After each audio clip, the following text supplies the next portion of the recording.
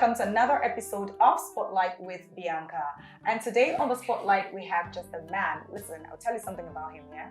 He was first a model. I'm not sure everybody knows that. But then, if you were, if you liked fine boys at the time, you would know this man I'm talking about. Then he became an actor, an executive producer, a director, and right now he is a lawmaker. Ladies and gentlemen, drum rolls please. As I introduce to you, Honorable Desmond Olushola Elliott. Hey, thank you. How are you? I'm very well, even with the grey hair.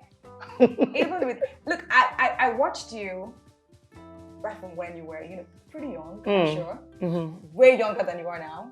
And then you had the black hair and all of that. And then your looks still commanded lots of presence. And I look at you with the grey hair. You still look as good. I was at one event when people were introducing you and they said, Nollywood fine boy. And you went, oh, that was then. Yes. I beg to tell you that till now. Oh, okay. Thank you. Maybe now you're a lawmaker fine boy. I don't know about that, but thank you though. Thank you. I appreciate the very, very nice compliments. Thanks a lot. Welcome, sir. You're welcome. Thanks a lot. So, you're one of the few who has successfully transitioned from being an actor to a politician. What did you do differently? My dear, if I tell you, it's just God, God, God. That's all I can say because... Aside God? Honestly, I can't tell. Because it's a battle every day. It's pushing every day. So maybe it's the resilience. Maybe it's the being focused. But I think every other person who's tried to transition the way I've done were also serious-minded people. So I couldn't tell. Maybe at just that right time. I feel like the Bible says time and chance happens to them. So I just believe probably it was time. And maybe because I worked really hard over many years. So I started my foray into politics like 2006. I didn't get into 2014. You see, so that's a long time. And that was the first time I contested. So what I did was I kept going to leaders. I kept going and tried to learn from them. I met Ashiwaju, who I got introduced to, or rather, I met through Adams Oshiomhole. When I had told Adams Oshiomhole then, the governor, I had also spoken to Raji Fashola as well. So I did a whole lot of legwork, like they call it, into telling them I'm interested, I'm serious. And all they'll tell you in politics is go and work. Just go and work. So you just keep going around. So I just think basically, I didn't just wake up and entered. I had done all that work going around. I had gone to former President Olusegun Obasanjo through the help of the daughter, who was very gracious, took me to the father. So it's a lot of going around, and this is Nigerian politics, and not just that. I think it's almost the same thing everywhere around the world, where you actually need to do a lot of work, go around, talk to people, appeal, tell them who you are and stuff like that. So yes, I did a lot of that, a whole lot. But it has always been a dream of mine, right from the 90s when MKO was running. That's when I picked major interest in politics because I could see a man who had all the wealth in the world, and I knew his grace to grace story. And so I just knew that it was something. And then I started learning more about public service and stuff. And I just felt that was just really important at that point in time for me. So yeah, that's it. That's how I just think it was time and chance. Really. Time and chance. So you said you've done lots of legwork. When you were doing the legwork, did you have in mind that, look, what I want to be is a lawmaker? Or was it just any part? No, I was specific. Because over time, I've always known the way God has worked with me in my life. It's always good. Sometimes, when you see something that happens to you repeatedly, then you'll be like, okay, maybe that's how it is. Everything I've done in my life, I always start from the scratch. Some people just come midway. Some can just run and become governor. It doesn't happen for people like me. Some can just run and just become stars. No, I will start with Okapas. I must always start from the scratch. So that's how it happened. So I didn't even bother thinking of House of Reps or any other thing. I just said, you know what was the least I could go? House of Assembly, which is just as important. Very vital, because I also needed to learn the ropes. I needed to know how government operates. I just don't want to come and then use technocrat idea. I also wanted to see the midline, that line between being a technocrat and being a public servant. how do they merge? You know, so yeah, I needed to learn. So that's why I started from the House of Assembly, which is where I'm at till now. Looking at your life so far, Yes. would you say life has been fair to you? Chai. You hear me say chai? That's deep. You know, like, I think I am so blessed. It's not even a joke. Even when I was being dragged,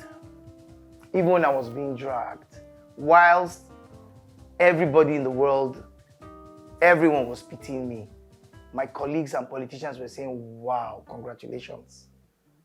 Do you understand? Why Because it's publicity. It's publicity.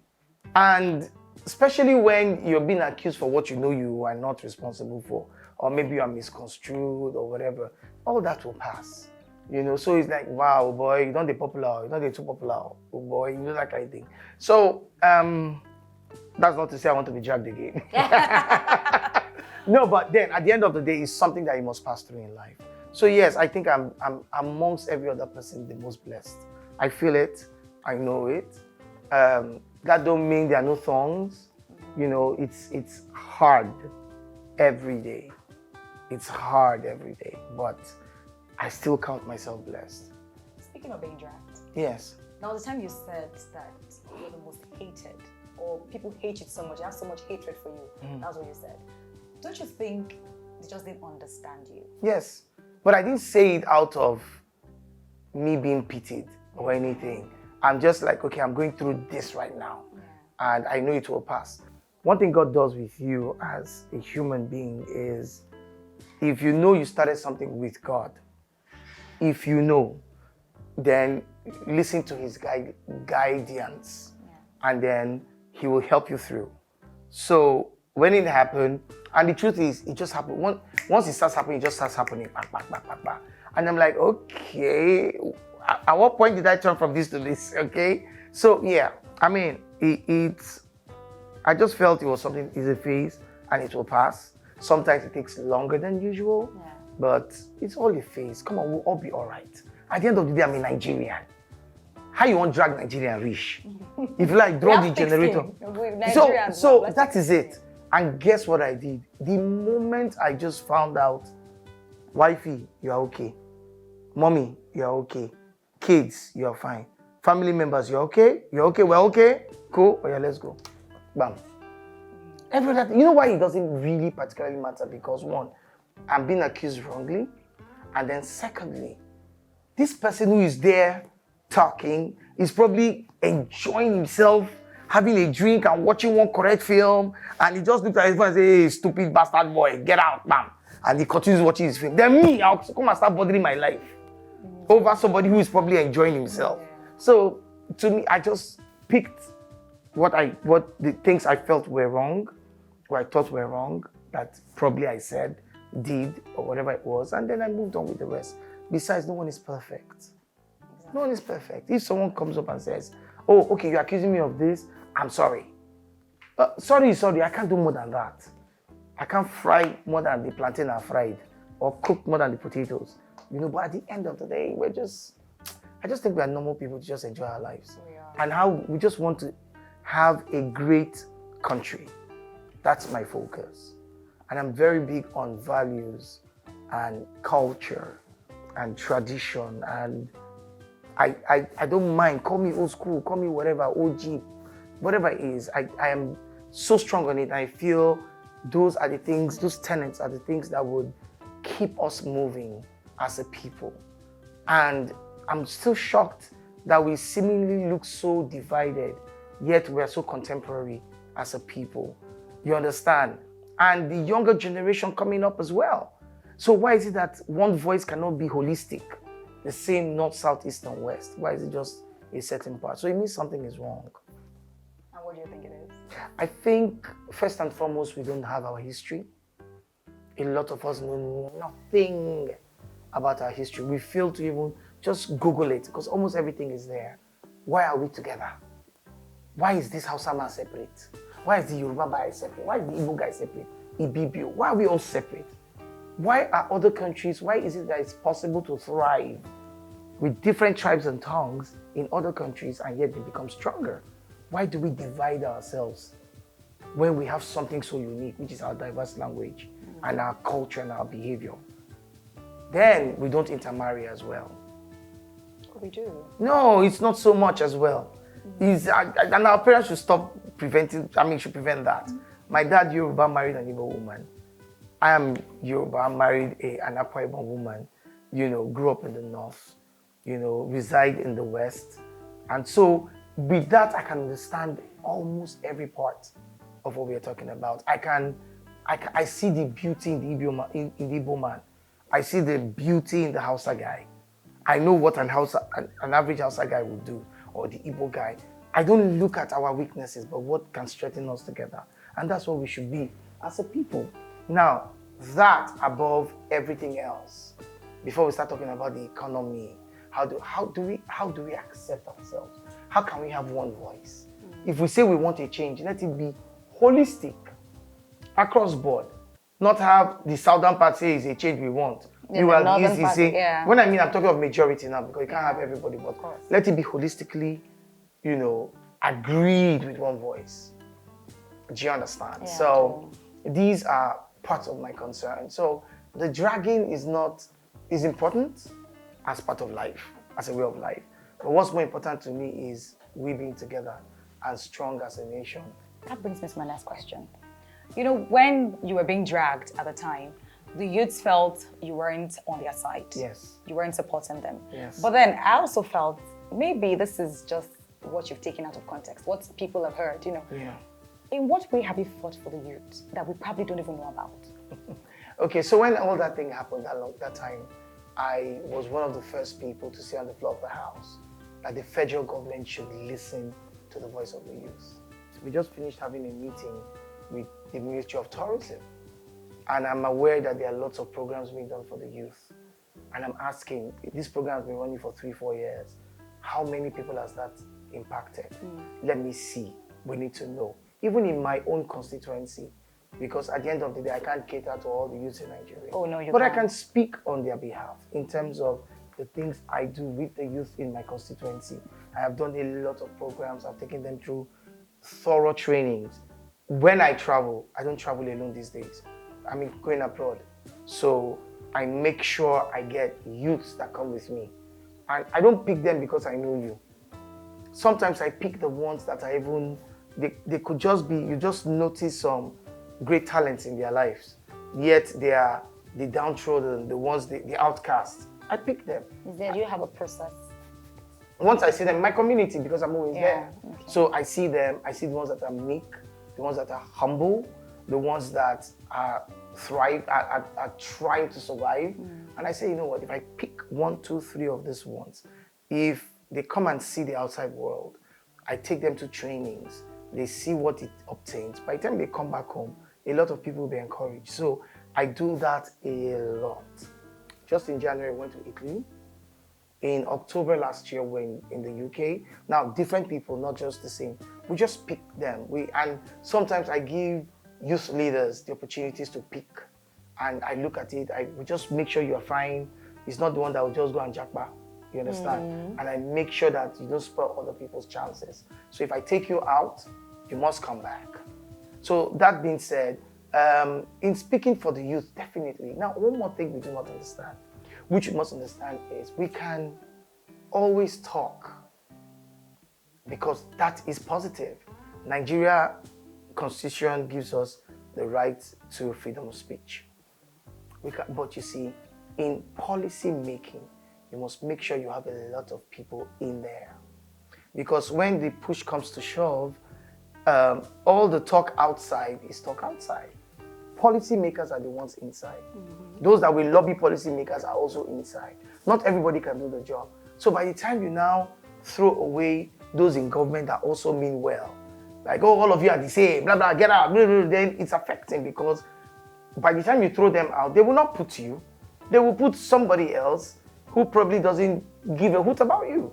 Do you understand? Yeah. So I give a hoot, I give 2 hoots actually, if not more, about my Nigerian youth. The reason for which I made sure that, because by the time I won my election, my family was in Canada. I brought them back home. which is the reverse of what many people do.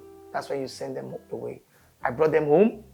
In fact, my first 2 kids refused to come back. I literally traveled to drag them back, those 2, and I said to them, stay here, learn, let's see this hardship together. Let's work on it.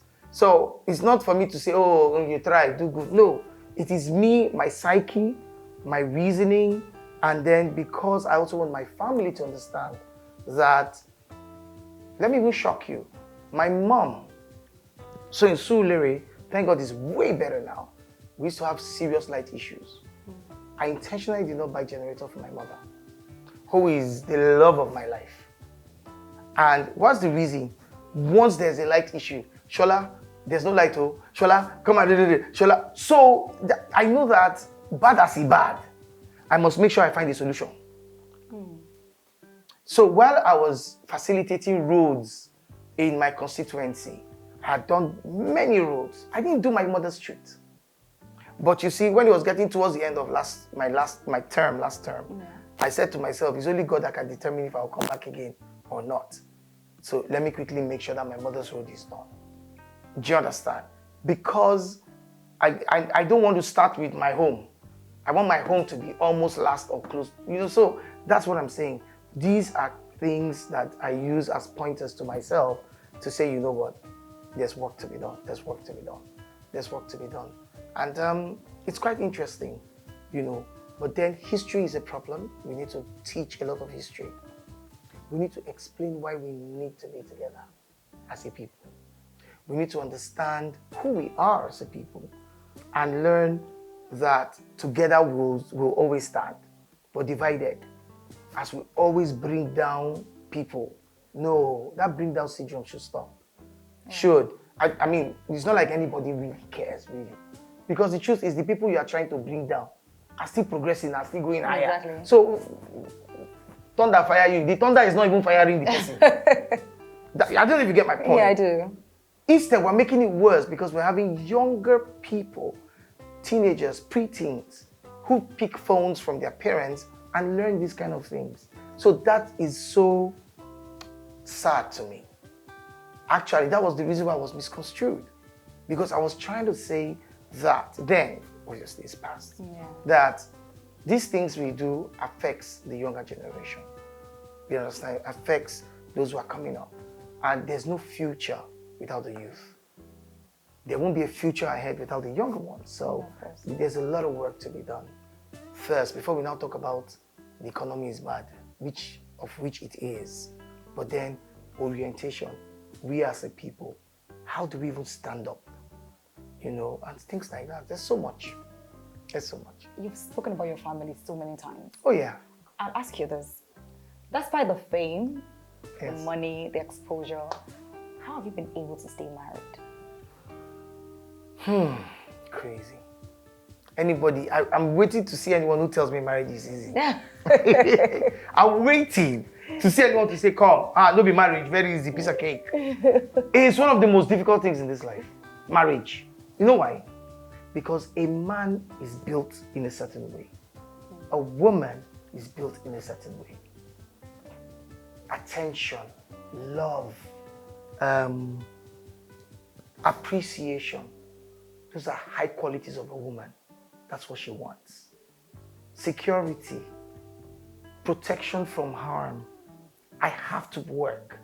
Those are the on the top list of a man.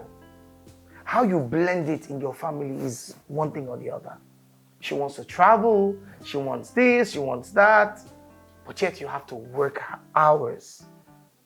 You have to stay away from home. You can't give all the adequate attention. It's so much. So how to blend both is the institution called marriage. And this is my 20th year. Oh, wow. So I feel blessed. I feel shocked, but happily shocked, highly blessed, because even the Bible says a virtuous woman who can find. Do you understand? So when you have someone who is very attentive, who is meek, who understands, she's not 100%. Likewise, myself, I am not 100%. In fact, my flaws are so many. It's incredible somebody can manage me. My flaws are incredibly terrible. Wow. Incredibly terrible. You want to tell us some? Just a bit? Like, I can't believe she's putting up with this. I pay so much attention to work. Oh. So much that, oh baby, where are you? I'm still in the office. Oh, I'm on location. I said, come on. Oh, we're supposed to go somewhere and you don't go. Do you understand? And there are some little manly habits. So I'm a Christian, but I won't lie to you. There are some terribly man habits that you have, you know? And it takes a woman with love, so much love, to say, okay, you know what? Come. So 3 weeks ago, a month ago, my wife caught me with a major bad habit. It's not terrible, it's not me habit. Okay. It's habit in behavior, something I did. Okay. She caught me and I was sleeping, she woke me up very early in the morning. Like when I mean early hours, like 1 a.m. I was already sleeping and she started asking me the question, and I'm like, can this wait till morning? Babe, we not sleep, oh. We not sleep that night. We talk the matter. So, here is me saying, nobody's perfect. I'm not perfect. Yeah. Nobody's perfect. But as an African man, do you think it's easy for African men not to cheat on their wives? My grandmother on my mother's side, so that should be in the 40s, 1940s. Okay. Okay? My mother has 4 older siblings, same father, same mother. Her immediate elder sister is same father, different mother. Then my mom and the other 3 up are same father, same mother. So what's my point? This cheating, no cheating matter, it don't tell when it don't day. Do you understand? African men can stay married. So African men, African women, whatever it is, it's not my place to judge. Do you understand? It's not my place. I don't judge individuals, even where your sexual preference is. Now we know the law. This is what the law says. Okay? So I don't judge you for who you are, what you feel like, my own is let's live life, enjoy life. It's not how much of this life do we even have? Do you understand? If you are convinced in your heart, following the word of God, that this is how you are, carry go. Enjoy yourself. I can judge you from now till thy kingdom come. I'm not going to be the one to judge you up there. Of course. So this is my personal opinion. So if you ask me what...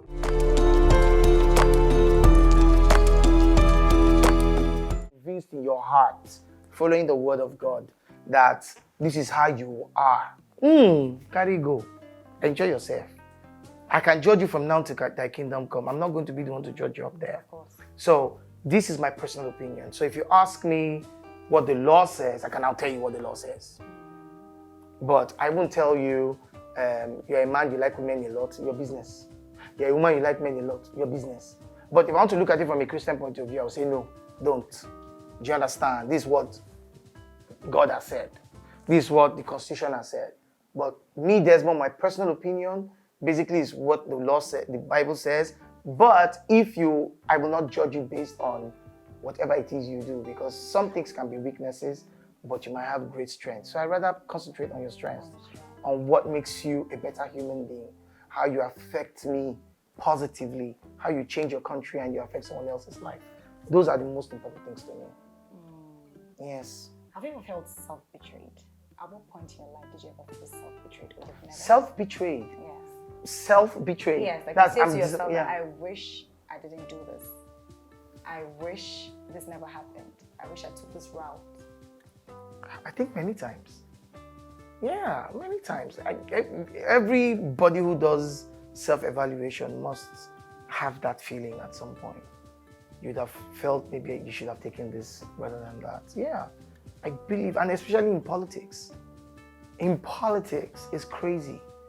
A small wink, you might be like, oh, I wish I didn't even blink at this point because the other person read it differently. Or maybe you're blinking, you wanted to speak to the governor, you were waiting. The moment you just blink like this, governor just passed. So, you know what I mean? So, yeah, every day you must, anyone who tells you, like you see on Instagram and all that, every life is good, life is a lie. life is not entirely so great. It's just by the mercies of God that you live every day feeling good. Like, thank you, God. Let me be better. Let me feel better today. But yes, of course, I feel sometimes very bad. Sometimes I hardly sleep. Oh yeah, I rarely sleep. I have injections, I go to the hospital and say, come, I don't sleep. I go faint if you don't give me injection to sleep. Wow. Yes. My mom stopped me from doing that, So it's hard. You can't be in politics and sleep like normal people. And you can't, because every time you're thinking, you're asking yourself, because now you're here at work, you don't know how your constituents are thinking, you don't know if this road you provided is enough, you don't know if that might even be used against you in another ward. There's so much that you're thinking at one time. So we rarely sleep. It's not just me, Desmond. I know a lot of politicians. And how do I know? Sometimes when something comes on our platform, I'm responding at 2 a.m., 3 a.m. Some of my colleagues are also responding. What are they doing? Are they having party? So they are not sleeping too, So yes. And we always use that Bible word, hey, giveth his beloved sweet sleep. God, bring that sleep. So sleep is sometimes very hard. Okay. Yeah. We'll go on a short break right now, and when we come back, we'll ask him a few more questions before we sign out.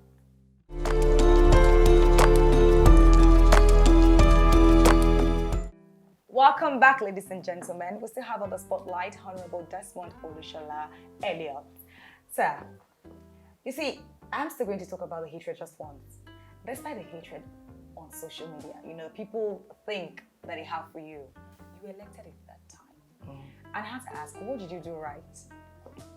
Okay, so firstly, which is part of education, people must understand that, yes, I am known, but I'm responsible to a certain number of people. It's called constituency. Yeah. And in that constituency, I have done, a little bit above normal. And I'll say a little bit above normal because I know what it's cost me to do such things. From programs, travels, paying serious attention to power issues, making sure that, I do health insurance schemes. I don't do malaria, typhoid kind. I do serious illness thing for the elderly and all this. So God says it will make room for you. Do you understand? And trust me, it got so bad that I even doubted myself when I saw a lot of things going on social media about me and my person. Oh, I just brought transformer now, blah, blah, blah. How? There was a lot of that. So much. And I'm like, so what I just thought to do was, okay, instead of facing this and feeling downtrodden and all that, why don't you go to homes and show them the things you've done? Remind them again. Because you can't be there when they're all listening to what people are saying and they'll be like, yeah, maybe this guy is actually messed up. Maybe he's deadbeat. Maybe he's... So I'm going back to homes all over again saying, this is still me, oh. See how much, oh, why didn't you... This is not my job description. These are my job description. This is what I'm doing. This is what I'm doing. This is what I'm doing. I built a school. I have done roads. All of this facilitated. And then you look at, he built toilet, he built bridge with wood, he did this. That's okay. Listen to the circumstance that happened. You understand? I didn't call the people to come and do it. I went there, someone had died. Someone had died in the canal, and I went there. How many members do you see someone die somewhere, they will now go and, how many people? So I died, and then we're there with people, with constituents, and some people said, we live in this area, can you just give us money so that we can do this? It's not my job description to build bridges. I'm a representative, I'm not an executive. Oh, what will it cost you to do it? Oh, look at what it will cost us. This is the guy that will do it, this is the guy, how much? Oh, this, take. Now, they said 11 years they've been asking both state and local government to fix this thing, and nobody has done anything. Oh, Honorable, you've done well. We want to put it there, we want them to know. I not beg you now, I not send you now. But they still did. Who am I? Who am I? And then when people, so in fact, at one point, I got upset with them. You know, I got upset because when the thing started about the bridge thing, nobody said anything. And almost everybody, and they all have kids who are active on social media.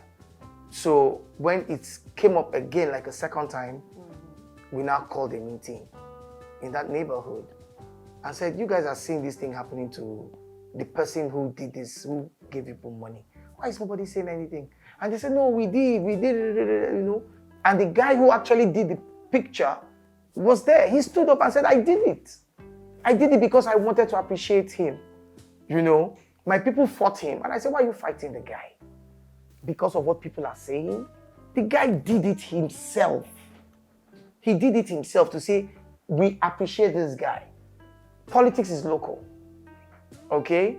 Now, whether it's right in the eyes of the world is not particularly important at this point. The guy said, we've been asking this group of people to do these things for years, 11 years. Nobody did it. Then he came to witness, you know, when they were taking somebody who had died in the canal. And people just approached him and he gave them the money to do it. How is that wrong? He said, don't worry. You know, that's why sometimes I laugh when, you know, it goes on social media sometimes. And now I don't want to be misconstrued again. Oh, you won't. I'll explain.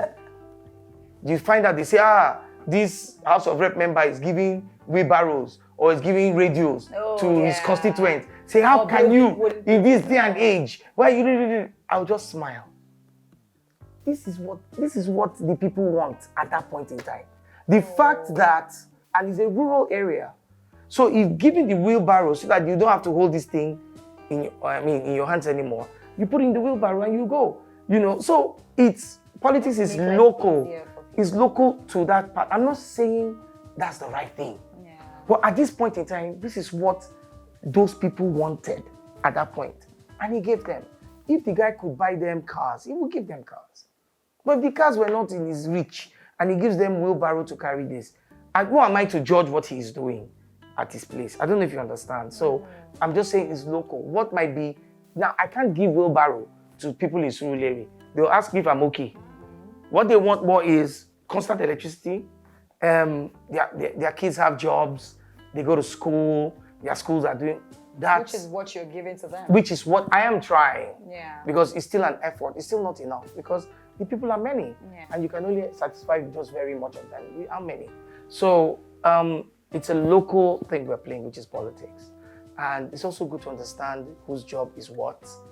Because they always have the jobs. When they say, oh, go and get out. Look at the road here, you have not done it. How? How do you want me to do the road? You know, stuff like that. But yes, we still try to facilitate. Currently, I've facilitated. The administration just started in June. This is, September? July, August, September. 3 months already. 5 roads. 5 roads. From, 3 months. Yes. Ifelodun, Aekpeju, Ilumo, Onotoro, 1, 2, 3, 4. The 5th one I'm always having in Olorogun. Those streets, I've gone there, I've gone to see what the contractors are doing, blah, blah, blah. As we're speaking, there's a substation that will provide light for Surulere, constant electricity for Surulere, which I facilitated since almost 4 years now.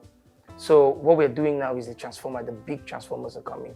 The Chief of Staff, Honorable Femi Bajabiamila, just brought one. Oh yeah, it was in the news. We're facilitating the second one to come as well. So later we have mad light. That's it. Nobody's going to tell you, oh, you see that go viral. It can never go viral. We pay Desmond shaking here. Lie. It cannot go viral. It can, how? But make I try kiss person now. Wahala. I kiss you now to go viral. You know, so my point is, you have to win because you have to sell yourself again. Trust me, if I didn't and I had nothing to show for it, there's no way I would have won my elections again. Because this one, they were ready. If the governorship candidate of another party the guy had to put up my face and tell others, he left his own election, and told people that they should make sure I don't come back. And he did it more than 3-4 times. I was looking at everything and I'm like, he bad like this. God, now how? What did I do? Gone. So that's it. And then I thank the people of Surulere for the confidence. You know, it was not rigged. I didn't have the power to. How will I rig election? I don't work it. I don't work. So it was not rigged. It was pure people love. going to throwing their votes. And a lot of thanks also to the now Chief of Staff, Femi Gbajabiamila, for the hard work he did at ensuring that, you know, Surulere is what it is today and making sure that we returned, because he also went out and campaigned with us. It's always very important. Do you understand? And that also we are extending to our councillors like me, making sure they are doing their elections. We also go and talk to people to say, bring them in. So kudos to that, you know, for that to have happened. And it's also a blessing. It's also an opportunity. I always see it as an opportunity to serve. It's an opportunity. It's a big opportunity to serve. So I thank God for it. What would you say your legacies are? Or I want my legacies to be. Or what you want it to be? Firstly, that I did my best at contributing to the country, to the growth of the country. Nothing suits me better than I've been everywhere in the world, everywhere. And there's always no place like home. More than half of the people that have jackpot, trust me, are feeling so bad because they know it could have been better back home. They know that. It's not easy. You're living in someone else's land. You have to learn the culture. You have to learn this. Meanwhile, you were born into this. This is who we are as a people. And I thank God because we are resilient people. We can take so much, you know. But my hope is that in the next year or two, before the end of this administration, we'll start seeing very positive changes. All around the world, there's recession. All around the world, things are really bad. Even in America, things are terribly bad. If you ask them today, I was listening to the statistics on CNN, and they were asking what will be the determining factor for the next president. And it's the economy. The economy is still very bad. But I do know that there will be some form of succor for everyone in terms of we'll start seeing the hope. And that renewed hope that my principal has talked about. Yes, I can't wait for that to happen. I know it will. I'm very positive. So in your own words, what would you say are the principles that the youth need to go by to survive in Lagos? If not the youth, leave them home. Then they survive. Or survival in Lagos generally. See, let me just, I know that there are no jobs. Yeah. Now, that's my biggest concern.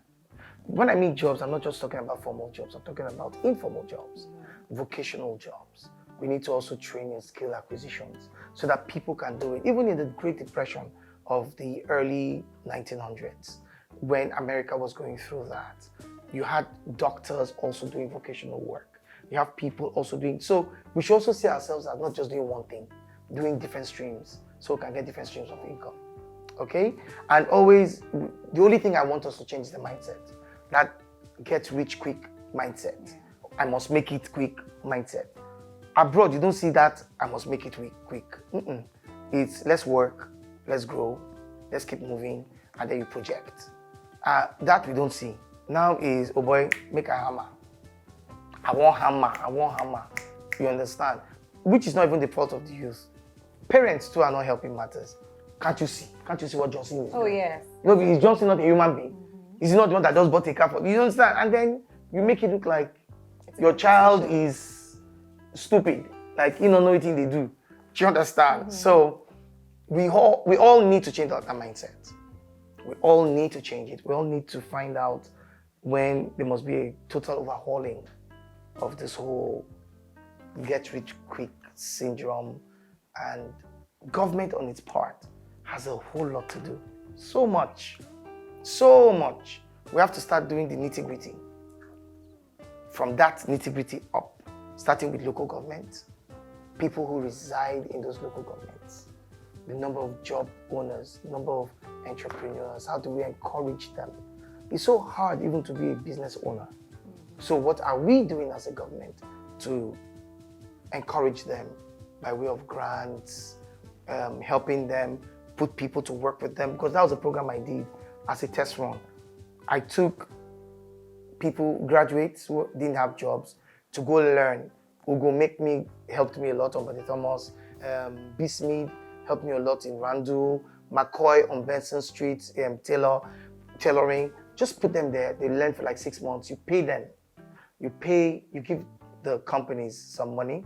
Imagine it was government doing that, giving entrepreneurs and then training these people. And then the people who are the trainees, you also give them stipends. You give them money. Do you understand? Just to keep them and to fend and to do transportation for themselves. Trust me, you subconsciously you have money circulating in the community without even knowing. People can save, people can buy things, people can give their parents money, and stuff. So I'm hoping that we're able to build the economy from the ground up while we leave the big commissioners and ministers to do their own. In our own little way, let's start building, employing people. People need jobs. People need jobs. So that's the thing. We really haven't spoken about your childhood. I don't think anybody knows about your childhood. My childhood. Growing up, how it was like, who was Honorable Desmond? Yeah, be Hausa boy, child? Hausa boy to into. I grew up what in was the growing north. up like? Just give us an insight. So I grew up in a beautiful city. Grew up, when I mean grew up, I'm talking of I only had my nursery school education here in the late 70s. Akinshemoy Primary School. It's on Ladipo Labinjo in Surulere.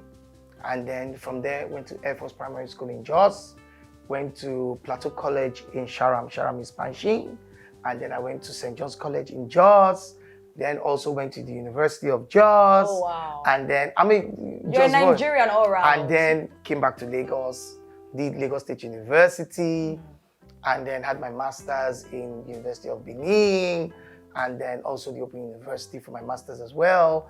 And right now, I'm having my PhD.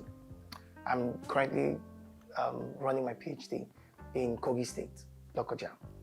Yes, so it's PhD in legislative studies. I'll be done next year. Wow. And then you can put doctor to my name. Oh, yes. Honorable doctor. Well, you hold the honorable, keep on somewhere. Let's put the doctor. Anyway, so yeah. But yes, growing up in Jos was magnificent, was wonderful. Cold city, very peaceful. I mean, everyone.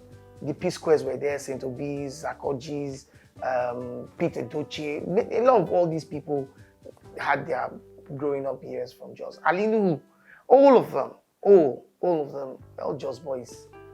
So Jos is just that one wonderful, pretty, cold city that a lot of us grew up in. And I miss that place like no man's business.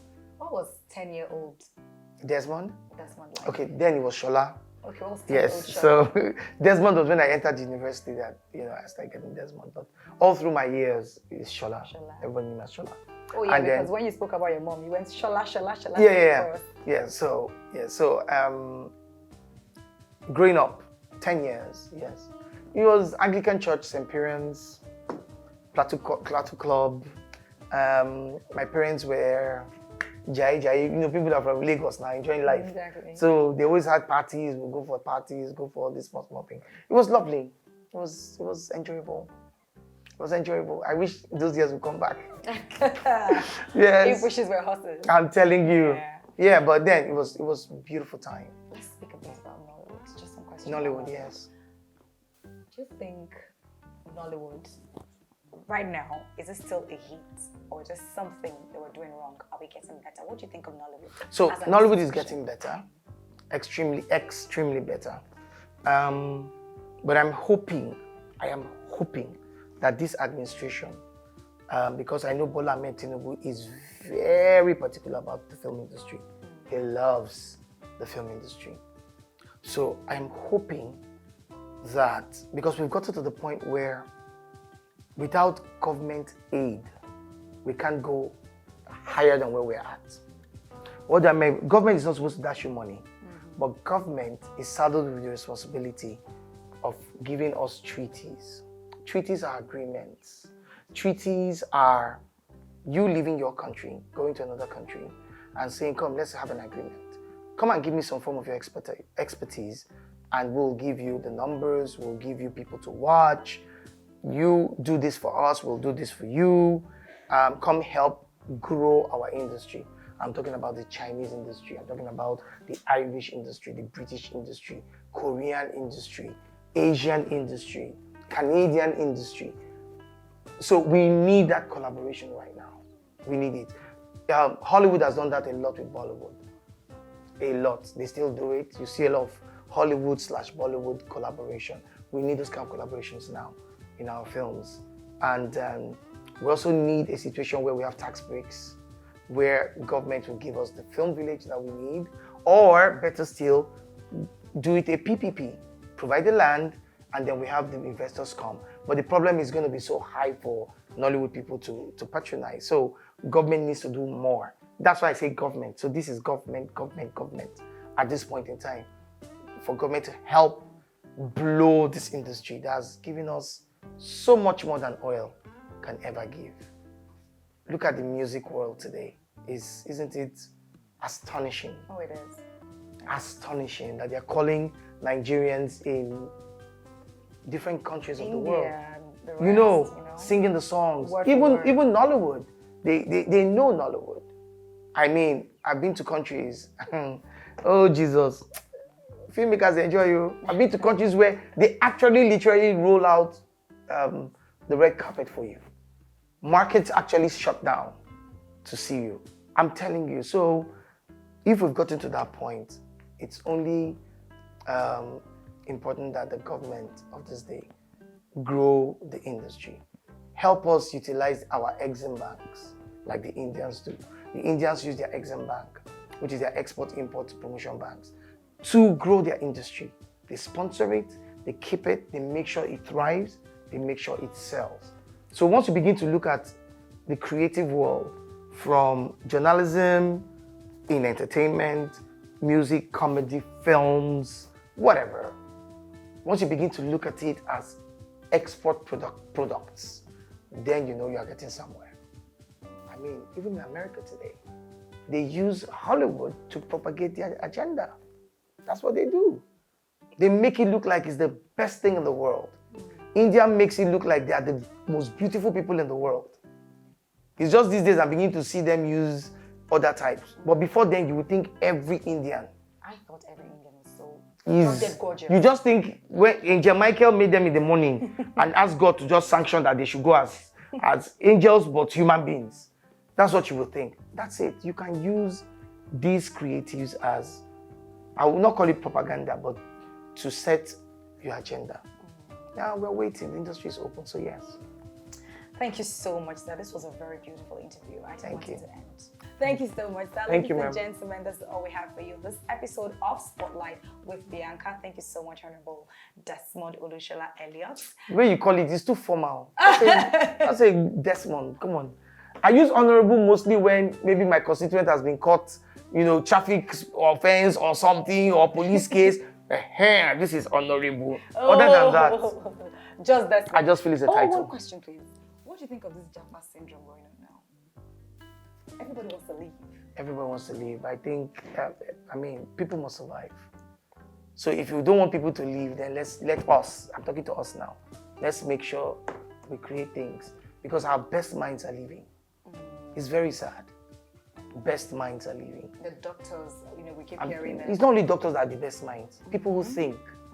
Writers, musicians, filmmakers, economists, everything, every facet of Nigerian life. Everybody's leaving. So it's sad. It's sad. But then are you saying they don't only cater to themselves or their family, they have extended family. Yes. They have cousins, mothers, grandmothers, grand aunts. So it's a lot. It's a lot. Thank you so much, sir. Ladies and gentlemen, we hope to bring him back. He has a lot to say, and we have all the time to listen. We really want to listen. No more about politics, no more about Nollywood, but that won't happen now. It will happen next time. My name remains Bianca Ogowani, and this is The Spotlight. Remember that you're a star, but then you shine brighter when you're right here on The Spotlight. Take care of yourselves and each other.